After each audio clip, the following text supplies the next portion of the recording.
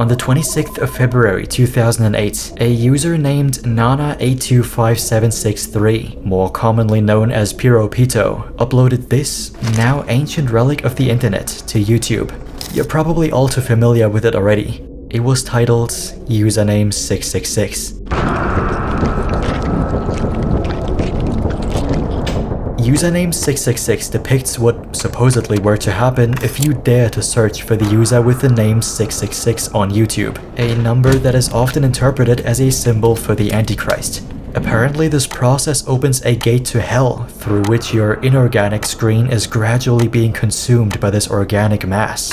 Neither exiting the site, nor refreshing or closing the browser can save you now. Once you give in to the temptation to search for this channel, your fate has been sealed. Hey, cheer up man, don't worry. This video is in fact fake.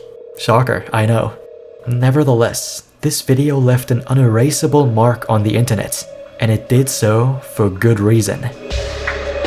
Apart from the fact that it does appear authentic enough to the point where user 666 actually became an urban legend, username 666 was also one of the main pioneers for digital horror, a veteran of a genre that was a whole decade ahead of its time. I'm fanboying too much. All I'm basically trying to say is, this man understands a lot about horror. Keeping that in mind, if I were to tell you now that a certain house tour filmed by the same man and published on the 16th of October 2016 has nothing to hide and is in fact a totally normal walk through a house, you certainly wouldn't believe me, would you? Yeah, I don't blame you. Quite frankly, my house walkthrough is, in a very subtle way, completely fucked up.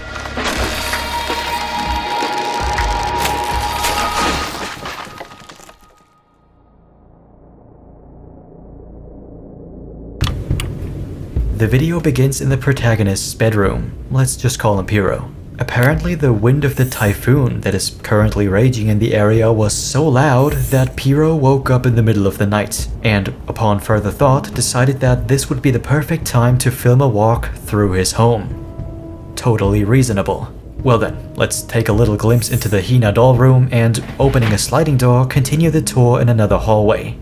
Wow. The typhoon certainly has caused its fair share of damage already. Its dilapidated state may cause one to assume that Piro is simply a homeless man seeking shelter in an abandoned house. But that's actually not the case, because we do get to see a few photos of Piro's parents and grandparents, a family shrine, and a sharp left turn later, the longest hallway in his house. Remember that. Opening another sliding door, we end up in another hallway. To our right we find the doll room. This room was closed up by my grandfather. Let's also keep that in mind for now. Pretty big house in any case. Piro is apparently so confident in his interior design choices that he simply replicated them here. The same family photos, the same table, the same family shrine, and the longest hallway in his house. The second longest? Well, anyway, let's just continue the tour through another sliding door. Okay, well, Piro presents us with the same family photos again. The table, the family shrine, the longest hallway in his house. Ah, there we go. This is new. The dress room and his grandmother's room, both of which Piro's grandfather also sealed off. Okay, something's wrong. Going through yet another sliding door and yeah, we're stuck in a loop. This is a rough sketch of his house's floor plan, everything we've seen so far, and a little legend. This is the loop that Piro is apparently stuck in at the moment, being either completely unaware of it or totally indifferent towards it. Both are pretty worrying. In his now fourth walkthrough, Piro also actually, for the first time, enters a room that isn't his own, the bathroom. And going through another sliding door, Piro now also enters the doll room and dress room, which are partially covered in blood and completely covered in dust. It's hard to imagine that Piro still lives in here. I mean, how can one neglect his own four walls this much? Well, anyways, his grandmother is apparently not here. Good to know, I guess. Going through another sliding door, we now get to see the Hina doll room in its full glory, the centerpiece of which being a sort of shelf with a lot of these dolls completely overgrown with skin. Apparently no one has been in this room for a long time. Oh, and by the way, Piro's grandmother is not here. Okay, buddy, we got it. Going through the now 7th loop, Piro shows us his grandmother's room, and although it was previously closed up and his grandmother wasn't there before, his grandmother is now here. And that is all Piro has to say to this grotesque sight.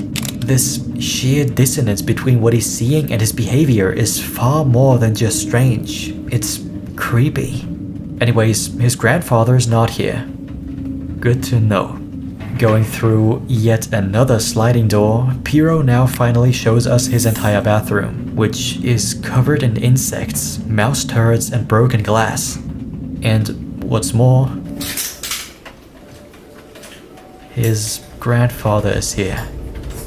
Okay, finally going through the last sliding door, we get to see the full extent of this nightmare. Welcome to my house walkthrough. The walls, ceiling, floor, furniture, everything is covered in human skin, some of which is so thin that it appears as a sicklish pink. But aptly to how Piro was presented to us so far, this unbelievably disgusting corruption of his own house simply bounces off his indifferent attitude. After finishing his tour, he goes back to bed and ends the video with, among other things, this very suspicious sentence: "No one has been in this room for a long time," followed by, "This is my room." What? Sure, no one having been in this room may have been the case for the Hina doll room, but you just said it yourself. This is your room. You're not just standing here right now, you've also woken up here in the beginning. If you don't count as someone being in this room, who or what are you then, Piro?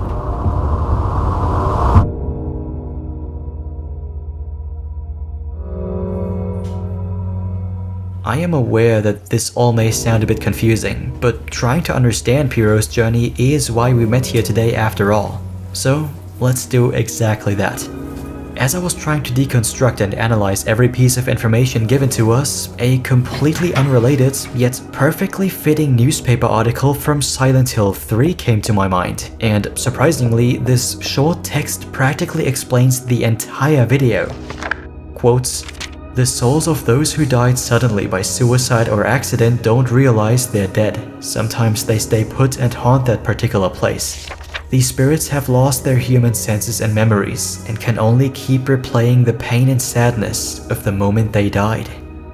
This ominous article refers to the so-called Yurei, basically ghosts from Japanese folklore who, due to a sudden death, do not realize that they have died. These spirits couldn't process the separation from their physical vessel quickly enough, leading them to still be partially bound to this world and having to remain in a sort of purgatory, just like Piro. I'll give you 3 guesses as to what his cause of death was.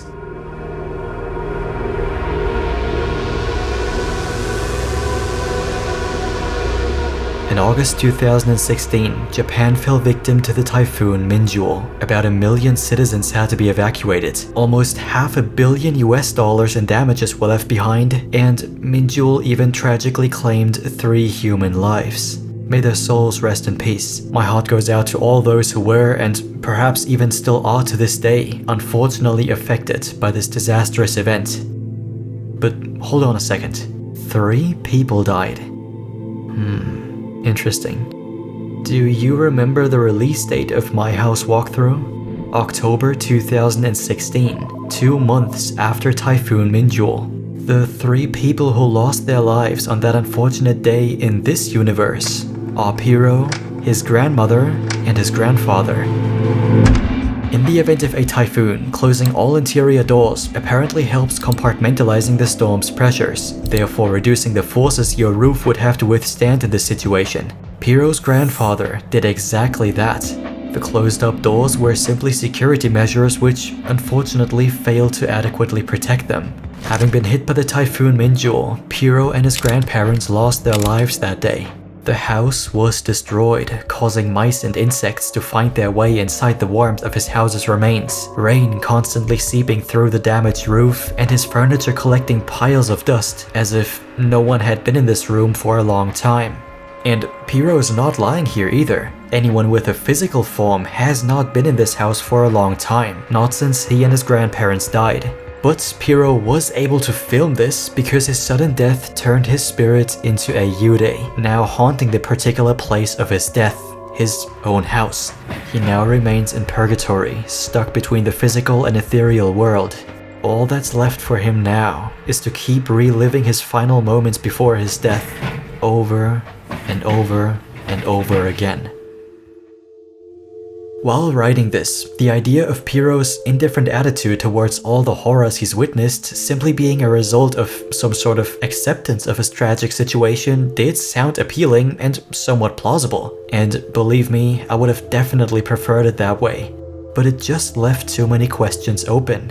Why did he film this video then? Why did he go through all the trouble of showing this to millions of people? Why is his house slowly but surely being completely covered in human skin, as if to symbolize his desire to return to his physical vessel?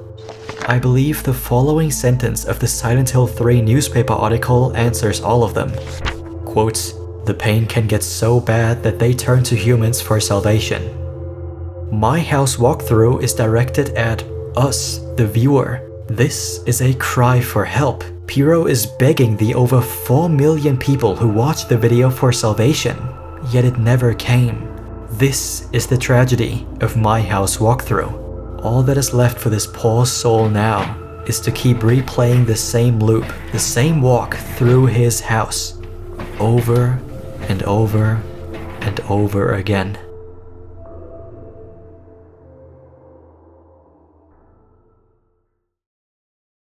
My original plan was to end the video right here with this bitter note, but honestly, I don't want to do that to you. If you, at any point in the video, ask yourself how my house walkthrough even came about, you're in luck, because this is the making of my house walkthrough. And goddamn, the contrast between the two still never fails to give me whiplash. I just had to include this somehow, it's simply way too comedic to keep from you. Actually, it's kinda soul cleansing after such a tragic story, isn't it? But there is also another reason why I wanted to show you the making of, because it shows something that many of you probably need to see. The hard work that went into the creation of this masterpiece.